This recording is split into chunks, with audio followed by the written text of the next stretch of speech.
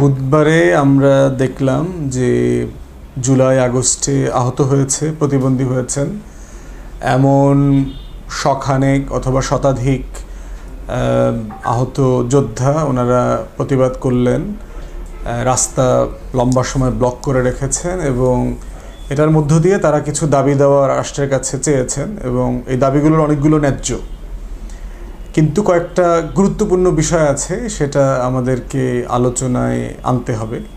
প্রথম কথা হচ্ছে যে আমরা বারবার কিন্তু গণতদন্ত কমিশনের কথা বলেছি। আমরা বলেছিলাম যে এখানকার আহত এবং শহীদ পরিবারগুলোকে কিভাবে পুনর্বাসন করা হবে, সুচিকিৎসা দেয়া হবে, সেটার একটা কমিশন করা দরকার এবং আলাদা টিম রাষ্ট্রের এটা নিয়ে কাজ করতে হবে। অতএব সেই জায়গাতে করণীয় কী ছিল সেটা এই সরকার এখনও করে নাই। এখনও কতজন মানুষ মারা গেছেন, শহীদ হয়েছেন, এটা কি 1700+ 2000 ছাড়িয়ে গেছে কিনা, গণকবরে কাদের লাশ আছে তাদের ফরেন্সিক এভিডেন্স কালেক্ট করা এবং পরিচয় আইডেন্টিফাই করা, সেই কাজগুলো এখনও হয় নাই। এরপরে হচ্ছে যারা প্রতিবন্ধী হয়েছেন তাদের তালিকা ভালো হয় নাই। সংখ্যাটা দেখতে পাচ্ছি, বিভিন্ন রকম সংখ্যা আমাদের সামনে আসছে। কারা অন্ধ হয়েছেন, কারা হাত পাও হারিয়েছেন, কারা জীবনের জন্য প্রতিবন্ধী হয়ে গেছেন, আবার কারা অল্প সময়ের জন্য প্রতিবন্ধী হয়েছেন বাট সুস্থ হয়ে যাবেন বলে আশা করা যায়।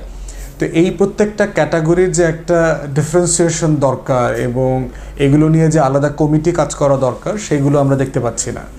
শুধুমাত্র তালিকা করবার জন্য ছাত্রদেরকে নিয়ে স্বাস্থ্য মন্ত্রণালয়ের অধীনে একটা উপকমিটি করে দেওয়া হয়েছিল, কিন্তু এটা কাজটা খুবই অপেশাদারমূলক হয়েছে। যদিও ছাত্ররা অত্যন্ত আন্তরিকতার সাথে কাজ করেছে, রাষ্ট্র দায়িত্ব নিয়ে যে কাজটা করার দরকার ছিল সেই কাজটা হয়েছে বলে আমরা এখনও দেখতে পাচ্ছি না।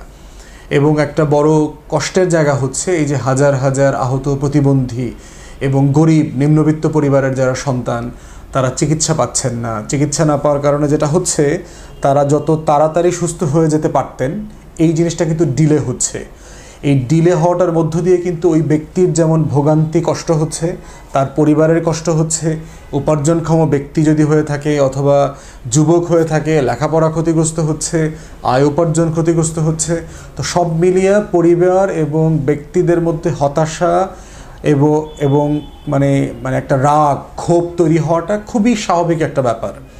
অতএব সেই জায়গাতে এই প্রতিবন্ধী অথবা আহত যে শতাধিক মানুষ বুধবারে যে মিছিল করেছে, রাস্তা ব্লক করেছে, তাদের এই কষ্টটা আমাদের এটা বোঝার মতো আর কি। এটা আমরা সবাই সহানুভূতির সাথে নিচ্ছি, কিন্তু এর বাইরে কতগুলো প্রশ্ন আবার তৈরি হয়েছে। প্রথম প্রশ্ন হচ্ছে যে আমাদের স্বাস্থ্য উপদেষ্টা মহোদয় পঙ্গু হাসপাতালে ওনাদেরকে দেখতে গেলেন, কিন্তু ওনারা সেটার ব্যাপারে খুব বেশি সহায়তা করলেন না। ওনারা রাস্তা ব্লক করে দিলেন, শুয়ে পড়লেন এবং সম্ভবত ওই শুয়ে পড়া অবস্থায় হুট করে স্বাস্থ্য উপদেষ্টার গাড়ি দু একজনের গায়ে হয়তো সামান্য লেগেও গেছে, কিন্তু গাড়ি কারো গায়ের উপরে উঠিয়ে দেওয়া হয়েছে, এরকম বক্তব্য যেগুলো এসছে এটা সত্য না। তো সেই একই আহত ব্যক্তিরা আবার রাস্তা ব্লক করে রাতের বেলা দাবি করছেন যে উপদেষ্টাকে এসে দেখা করতে হবে। তাহলে দুপুরবেলা তো দেখা করতে উনি গেলেন, তখন কেন বসে কথা বলা হইল না? কেন রাতের বেলা ব্লক করে সময় নষ্ট করে আশেপাশের গুরুত্বপূর্ণ রাস্তাগুলো, এবং ওই রাস্তাটার উপরে অনেকগুলো গুরুত্বপূর্ণ হাসপাতাল আছে, স্থাপনা আছে এবং খুবই ব্যস্ত সড়ক, লক্ষ লক্ষ মানুষ যাতায়াত করে প্রতিদিন, তো সেই জায়গাটাতে ব্লক করে দিয়ে মানুষের যে ভোগান্তি তৈরি হইল সেটা কেন হইল একই মানুষগুলো?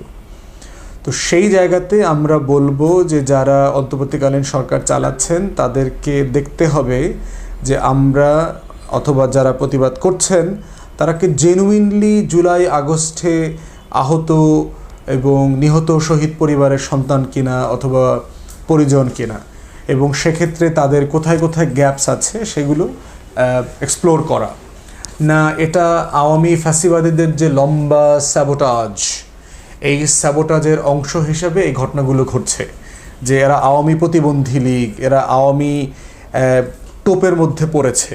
এবং আমরা ইতিমধ্যে বিভিন্ন সূত্রে জানতে পারছি যে এখানে বেশ কিছু লোক উস্কানি দিয়ে এই মানুষগুলোকে হাসপাতাল থেকে বাইরে বের করে নিয়ে আসছে, প্রতিবাদ করানো, মিছিল করানো, রাস্তা ব্লক করানোর কাজ করেছে। এবং তাদের কিছু উদ্ভট দাবি আছে, তাদের ভিতর থেকে উপদেষ্টা নিতে হবে। এখন সত্যি সত্যি কি উপদেষ্টা ওখান থেকে নেওয়া হবে, না আসলে উপদেষ্টা হতে চান এমন সামরিক বেসামরিক অনেক হর্তাকর্তারা এই কাজের সাথে জড়িত? গোয়েন্দা সংস্থাগুলোকে সিরিয়াসলি এগুলো ভেবে দেখতে হবে। আমরা গ্রহণযোগ্য সূত্র থেকে জানতে পেরেছি যে সাবেক সামরিক কর্মকর্তা, সাবেক কূটনীতিক, আওয়ামী আমলের ফ্যাসিবাদীদের দোসর এবং বেনিফিশিয়ারি এমন মানুষজন এই কাজের সাথে জড়িত। যদি সেটা হয়ে থাকে খুব সিরিয়াসলি থরলি ইনভেস্টিগেট করা দরকার, করে এই মানুষগুলোকে বিচারের আওতায় আনা দরকার। কারণ কোনোভাবেই আওয়ামী ফ্যাসিবাদীর এবং দিল্লির যারা সেবাদাস ছিল গত 16 বছর, তাদেরকে এই নতুন রাষ্ট্র ব্যবস্থায় পুনর্বাসিত করার সুযোগ নাই। তৃতীয় আর একটা অনুষঙ্গ হচ্ছে, স্বাস্থ্য মন্ত্রণালয়ে একটা চক্র আছে যারা রাজনৈতিক ছত্রছায়ায় টেন্ডারবাজি করা, অধিদপ্তরে তদবির বাণিজ্য করা, নিজেদের পছন্দের টাউট বাটপার অযোগ্য অসৎ লোকদেরকে বিভিন্ন জায়গায় বসিয়ে আবার ফায়দা নেয়া। এই যে বাণিজ্যগুলো আমরা দেখতে পেয়েছি, আমরা ফার্স্ট হ্যান্ড জানি যে এখান থেকে ওখানে ট্রান্সফার করা হবে অথবা হবে না, 4 লাখ টাকা দিলে, 5 লাখ টাকা দিলে, 10 লাখ টাকা দিলে করা হবে অথবা করা হবে না, এই বন্দোবস্তটা করা যাবে। তাহলে সেক্ষেত্রে মানে এই চক্রটাও এটার পিছনে দায়ী, যে স্বাস্থ্য উপদেষ্টাকে বিব্রত করা। স্বাস্থ্য উপদেষ্টার সকল পারফরমেন্সের উপরে আমরা যে হ্যাপি, ব্যাপারটা তা না। আমাদের পক্ষ থেকেও আমরা 13 দফা দাবি ওনাকে দিয়েছি এবং ওনাদের অনেক কাজের ব্যাপারে যে আমরা সন্তুষ্ট না সেটা আমরা বলেছি। কিন্তু এই জায়গাটা থেকে স্বাস্থ্য উপদেষ্টাকে ডিফেন্ড করতে হবে, কারণ স্বাস্থ্য অধিদপ্তরে যাকে মহাপরিচালক বানানো হয়েছে, যতটুকু শুনলাম তিনি ভালো মানুষ, সৎযোগ্য মানুষ। এবং বিভিন্ন অধিদপ্তরে স্বাস্থ্য মন্ত্রণালয়ের যে লুটপাট বাণিজ্য ছিল, যে মানে মিথ্যা প্রকিউরমেন্ট ছিল, এগুলোকে নিয়ন্ত্রণ করা হচ্ছে এবং এই কাজটা চলছে। এটার কারণে একটা চক্র বেশ অসন্তুষ্ট এবং তারা রাজনৈতিক ছত্রছায়াতে এই কাজগুলো করে যাচ্ছে। তো আমরা বোধ করছি যে যারা এই কাজগুলোর সাথে জড়িত, অন্তর্বর্তীকালীন সরকারকে সিরিয়াসলি এগুলো খতিয়ে দেখা দরকার, খতিয়ে দেখে তদন্ত করে তাদেরকে বিচারের মুখোমুখি করা দরকার। কিন্তু সবচেয়ে বড় কাজ যেটা, সেটা হচ্ছে রাষ্ট্রকে জেনুইন জায়গাতে এই প্রতিবন্ধী, অসুস্থ, আহত শহীদ পরিবারকে দীর্ঘমেয়াদে পুনর্বাসন করবার যে ব্যবস্থার হাতে নেওয়া দরকার, সেটা দ্রুত গতিতে নেওয়া দরকার। ইতিমধ্যে অনেক দেরি হয়ে গেছে। আরেকটা বিষয় আমরা প্রায় শুনছি যে আহতদেরকে বিদেশে পাঠানো হবে। কয়েকজনকে বিদেশে পাঠানো হয়েছে, সিঙ্গাপুর সহ বিভিন্ন দেশে পাঠানো হয়েছে, তুরস্কে নাকি পাঠানোর চেষ্টা চলছে, এমন আলোচনা চলছে। চায়না থেকে একটা টিম এসছে, তারাও রোগী নিতে চায়, সাহায্য করতে চায়।